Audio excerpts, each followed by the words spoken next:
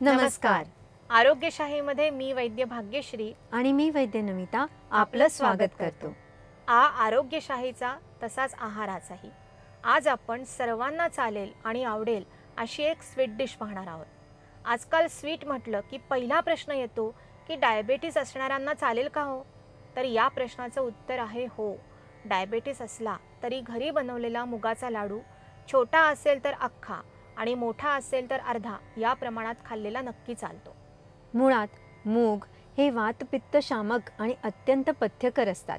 सर्व रोगात सर्व प्रकृतीच्या व्यक्तींसाठी अनुकूल असतात.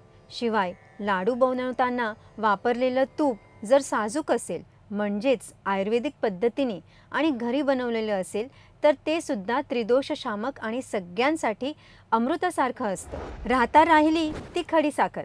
तिच्या उपयुक्ततेबद्दल तर काही बोलायचंच नाही.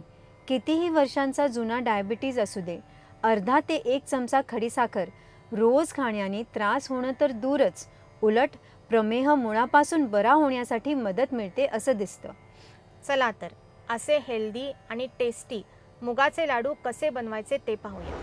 1 कप मुगाची डाळ आधी पाण्याने धुवून आणि वाळवून घ्यावी. कढईमध्ये मंद आचेवर छान गुलाबीसर आणि खमंग होईपर्यंत भाजून घ्यावी. थंड झाली की मिक्सरमध्ये बारीक करावी. आता कढईत अर्धा कप तूप घ्यावं. यातील 2-3 चमचे तूप नंतरसाठी वेगळं काढून ठेवावं. तूप गरम झालं की त्यात थोडं थोडं भाजलेलं मुगाचं पीठ मिसळून एक जीव मिश्रण तयार करावं. एका बाउलमध्ये हे मिश्रण काढावं. त्यात पाऊण कप बारीक केलेली खडीसाखर मिसळावी. छान एक जीव मिश्रण तयार झालं की आवश्यकतेनुसार हाताला तूप लावून त्याचे लाडू वळवून ठेवावे. मुगाचे लाडू प्रवासात कायम बरोबर असावेत. वेळी अवेळी भूक लागली किंवा जेवायला उशीर झाला तर एखादा जरी मुगाचा लाडू खाल्ला तरी पोटाला छान आधार मिळतो.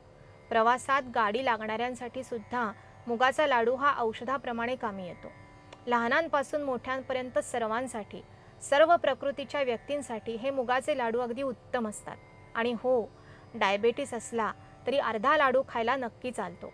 अशाच करायला सोप्या आणि हेल्दी रेसिपी जाणून घेण्यासाठी पाहत रहा आरोग्यशाही लोकशाही मराठीवर.